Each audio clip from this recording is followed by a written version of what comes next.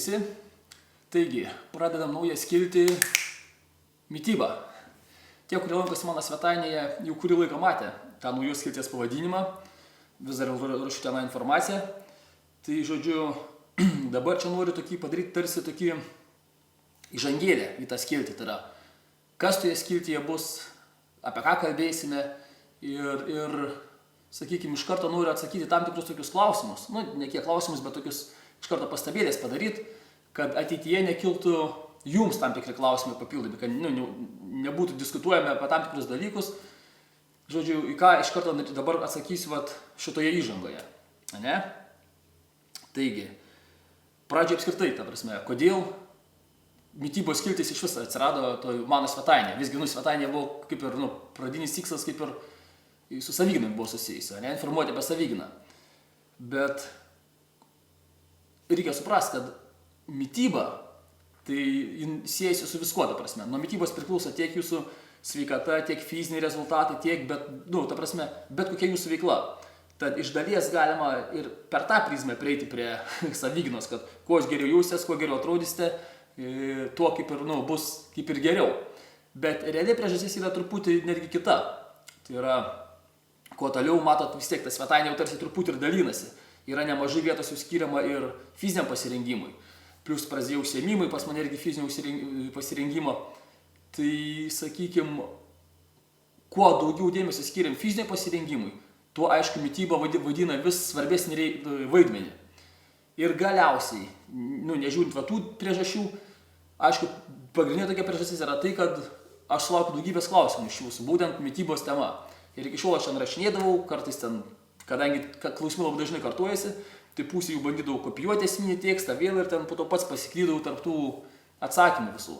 Tai tarsi mano mintis yra, kad būtent šita mitybos skiltis bus tokia tarsi tų esminių dalykų, bazinių žinių, bazinių dalykų, kurios reikia žinoti, norint siekiant savo tikslų, ne tik sądraugą, bet toks susisteminimas, sakykime, tų visų tokių bazinių žinių, kur galėsit ateityje viską rasti, prasme. Ir man pačiam bus lengviau paskui nukreipinėti jūs, kai ateina, tarkim, vieni žmonės jų komentaruose gauna tos atsakymus, ką aš rašau, tarkim.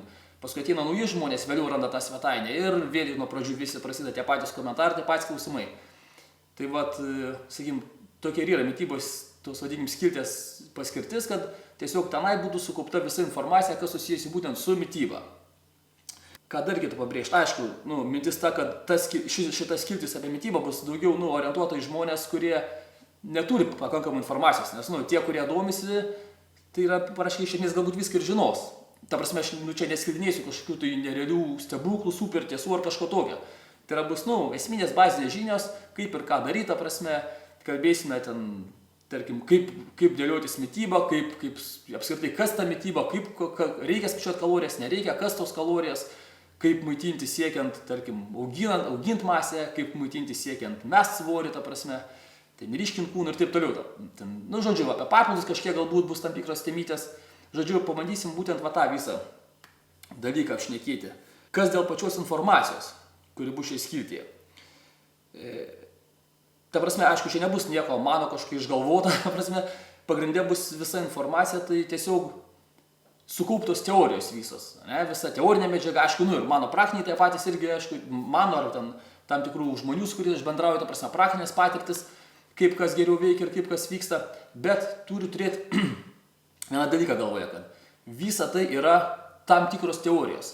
Tai yra, pirma, mes nežinom, kaip visa tai veikia kiekvienam žmogui. Kiekvienas žmogus yra individualus, tai kiekvienas, tarkim, turi savo medžiagų apykaitą, genus, tam tikrus virškinimo ar ten problemas, ar tam tikrus ten nukrypimus, hormonų tam tikrus balansus, ten kas sutrikimus, kas skydliaukės, kasa, taip toliau, ta prasme, kiekvienas esam skirtingas. Ir mes nesam niekad garantuoti, kad kažkieno ta tiesa tiks ir mum. Negana to, pačios tos teorijos, mes esam garantuoti, kad iš vis tos teorijos yra teisingos, ne? Tarkim, ką turiu galvoje? Mes patys tų visų tyrimų netliekam, aišku. Ne? Mes tik tais turim galimybę, sakykime, skaityti, domėtis ir, sakykime, taip pasinaudoti gudresnių už mus žmonių to mokslo, ne? Tai ką jie parašo, ar ten seminaruose papasako, taip toliau, ta prasme. Bet tuos visus tyrimus, sakykime, atlieka skirtingi žmonės, ne? Tyrimų tikslai tam tikrai skirtingi yra, ne? Atliekami tyrimai su skirtingi žmonėmis. Ir vėl, kadangi mes patys netiekam su savim, tai mes, tiksliai žinom, kaip mums tas viskas veiktų. Sakykime, ten galbūt tyrė kažkokius žmonės, kurie gyvena ten kokiuose šiltuose kraštuose. Pas mus daugiau galbūt vyrauja šaltas klimatas, vėl tas gali įtakoti kažkaip. Darė tą tyrimą su kokiais, tarkim, vaisiais daržovėm, kurie tenai, tarkim. Pas mus vėl kitokia gali būti situacija. Paskui būna tokie dalykai, kaip užsakomis tie visokie tyrimai, tarkim, ne, kažkokias medžiagas nori ištirti ar kažkaip prastumti, pavadinkim, ir gamintojai užsako tyrimą. Tai aišku, tų tyrimų rezultatai būna pritempiami prie, tų rezultatų, kurie būtų palankus tam užsakovui, sakykime, ne. Tai yra visi tokie dalykai, gali tas, vadinkim, teorijas, tam tikrų principų iškreipyti, netgi elementariai pats žmogus, tarkim, kažkoks dabar, kaip pavyzdį, galbūt, tarkim, koks vegetaras, daro tyrimą, norėdamas įrodyti, kaip negerai yra kokia ten, tarkim, mėsa. Tai aišku, jisai tenai, darydamas tyrimą, atskirs viską, kas yra blogo, kas gero, jis to neminės, ir priešingai. Tai yra koks nors mėsavalgis, jisai darys, jis būtent kaip tik išskirs tada, ko negauna žmogus valgydamas vien tik daržovės, ta prasme, kokių negauna medžiagų ir ko jam blogai, ir galbūt, ir kuo, tiksliau, ir pagris, kaip gerai ta mėsa, tarkim, visokie, kad anabolinių hormonų, testosteronų, ta prasme, kaip dar kas visokios tokios amino rūgštys, jų balansai, bla.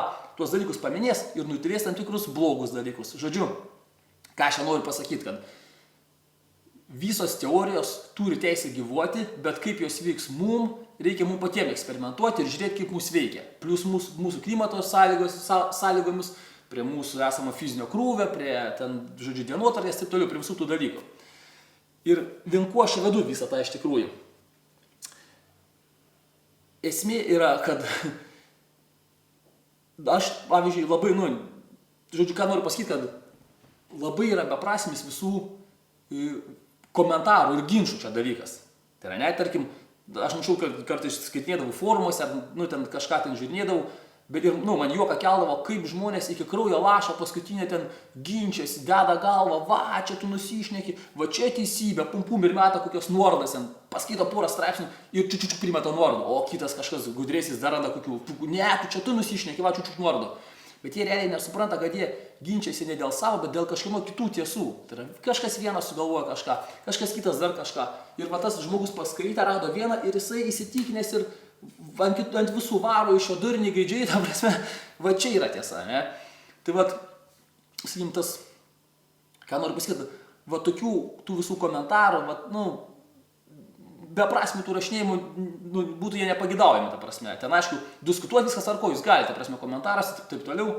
Beje, po maisto skiltį gal ir paliksiu komentarams vietą, ta prasme, nes aš šiaip dažniausiai išeiginėjau komentarus, nes su mūsų žmonių mentalitetu ten daugiau visi nori pavaizduoti, kokie jie gudrus, ta prasme, o ne kiek normaliai vertinti, kas tau ne video yra pavaizduota.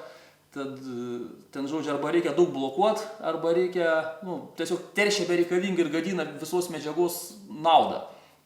Bet va čia galbūt po mitybą gal ir paliksiu aš komentarus, kad galėtumėte jūs patys padiskutuoti, pasidalinti kažkokią nuomonę, bet, va, ką noriu pasakyti, tų beprasmių ginčų, ta prasme, ir įrodinėjimų, kad va čia debilizmas, čia nesąmonė šneka, va čia yra teisybė, kad tokių dalykų prašy galite net nerašinėti, nes, čia yra, kaip ir sakau, turi suprasti, kad jūs iš vis nežinote, kaip iš tikrųjų kas yra. Jūs arba žinote, kaip jums būtent veikia, pagal, ant savęs išbandę, arba žinote, kaip kažkam kitam veikia. Bet jūs niekada nežinot, kaip veiks dar kitam žmogui, ta prasme. Čia yra viskas, nepamirškite, yra teorijos, ne? Tad mes dalysimės, ir šioje skiltyje aš pagrindžiu dalysiuos teorijomis, kai ką būsiu išbandęs pasakysiu, kaip mano atžvilgiu, kas man labiau patiko ar nepatiko, tarkim, ir va taip po truputį, sakykim, toksai gal bus tiek teorinių, tiek praktinių toksai žinių, tarsi toks samplika kažkokia tai. Tai čia tie, kas dėl tos informacijos, kuri bus, ta prasme. Ir aišku, dar paskutinį momentą, gal ką norėjau paminėti, kad per daug nekreiptume dėmesio į mano išvaizdą būtent, ne? Nes irgi sena yra toks tarsi stereotipas, kuris turi, aišku, logikas labai. Ta prasme, kad, tarkim, atėjęs žmogus, jisai bando pažiūrėti, kaip atrodo, vadinkim, tas, kuris pasakoja, ne? Ir jeigu jam nepatinka, tas, kuris pasakoja, jis sako, tas nieko negali, tarkim, ką aš noriu pasakyti, tarkim, ateina dabar žmogus, kuris nori prisuginti raumeninės masės. Ir dabar jis mato mane, aš kūdas, lieknas vyrukas, prasme, nieko neįsiskiriantis, galvoju, kodėl aš turiu dabar jo klausyti. Tai esmė tokia yra, kad pirma, jūs turite suprasti, kad kiekvienas turim savo tikslus, ne? Vienas siekia svorį numest, kitas dar kažką daryti, trečias rūpinasi fizinę savimą ir taip toliau. Ta prasme, gali būti, kad to asmens tikslai, sakykime, ne visą laiką sutampa su jūsų tikslais, bet informacija, kurią jis pasakoja, tarkim, čia lenkiu ir į save, aišku, jums vis tiek tinka. Ne? Tarkim, kaip man, tarkim, aš esu kaip kovinių šakų atstovas. Tarkim, man neaktualu yra raumeninė masė arba ar kažkas, ta prasme. Aš palaikau tam tikrą normą, kurios man reikia, kad galėčiau funkcionuoti pilnai, sakykime, atlikti visą, ką reikia mano srity būtent, ne? Koviniai, tarkim.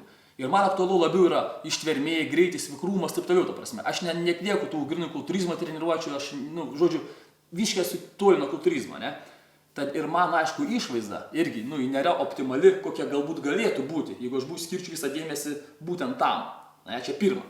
Antra, visą laiką turiu suprasti, kad yra skirtingi žmonės, skirtingi žmonių tipai, skirtingi genai. Tai yra vieni, ką noriu pasakyti, to pasakysiu. Žodžiu, vieni iš prigimties gali būti stambus, raumeningi, ne? Kitiems tas sekasi žymiai sunkiau. Ir jeigu, tarkim, jūs matot, kažkoks raumeningas vyrukas, aš geriau jo paklausiu ir jisai ten kažką tai pasakoja. Jums atrodo, kad kadangi jisai raumeningas, tarkim, vadinasi, jisai tiesą sako. O paprasčiausiai gali būti taip, kad jisai arba turi gerus genus, arba, kaip dabar didžioji dalis, paprasčiausiai vartoja kažkokius steroidus, ne? Tai yra jis išsipūdęs, bet tai, ką jisai jums pasakos, visiškai netiks jums. Tai yra, žodžiu, vedu, kad nesusidarytumėt iš karto stereotipų, tai yra nespręst, bet iš karto, iš anksto, neišklausę visos informacijos. Bet sakau, tas yra, aišku, pakankamai logiška, nes aš, ir pats, tarkim, aš kai matau, kaip per televiziją, ten ateina kokia nors,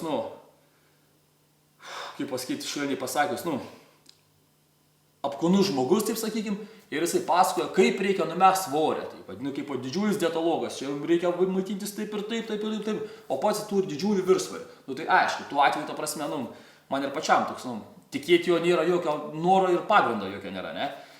Tai sakykim, tik norėjau paminėti tokio, kad tai, ką aš pasakoju, tai nereiškia, kad jeigu jūs naudosite tais patarimais, tai atrodysite tik tais taip, kaip aš, ta prasme. Kad nereiškia, kad jūs negalėsite atrodyti daug geriau. Jūs, aišku, galėsite atrodyti žymiai geriau, jeigu jūsų toks bus tikslas, ne? Kaip minėjau, ta prasme, mano tikslas yra fizinės savybės tam tikros, kurios nesusiję su tiesiogiai raumenų išraiška, ne? Trečias iš vis gali būti, gal šis jo tikslas yra, čia klausys medžiagą, kad kaip numes svorį, tai tarkim, jam jau aš būsiu galbūt netgi per stambus, ta prasme, jis gal norės, ta prasme, kokius merginos, jeigu, ne? Klausa, jom aktualiu yra kaip tik numes svorį, išryškinti, ta prasme. Bet, žodžiu, tiesiog, turėkit galvoje, kad mano, sakykim, išvaizda neturi nieko bendro su ta informacija, kurią aš pasakoju, tarkim, nes aš naudojuosi tiek, kiek man reikia, tai yra aš stengiuosi maitintis ir treniruotis ir atrodyti taip, kaip būtent man reikia. Mano šakoj, mano supratimų gyvenimo, rezultatų ir mano požiūrė, sakykime. Jūs, naudodami tas pačias taisyklės, kuriomis aš po to pasidalinsiu, galėsite atrodyti visiškai kitaip, būtent taip, kaip jums aktualu yra. Taigi, tai čia tiek tokios, sakykime, tokios bendros informacijos, apie ką bus šita mitybos skiltis. Žodžiu, čia dabar toks buvo bendrinis toksai papasakojimas. Kaip minėjau, ateityje šiek tiek konkrečiau jau žiūrėsim, ta prasme. Pradžiai aš turėjau sugalvojęs keletą temų, tokių, aktualiausių, kuriais gaunu daugiausia klausimų. Aišku, tai bus ten vis apskritai tas mitybos paskaičiavimas, tas programų susidarimas, iš vis mitybos sudarimas, arba bent jau susistatymas maisto, kaip jums reikia, maždaug pagal savo tikslus, kaip optimizuoti maistą pagal savo tikslus. Paskui pakalbėsim, aišku, apie kaip turėtų atrodyti plius minus principai mitybos. Metant svorį, kaip auginant svorį.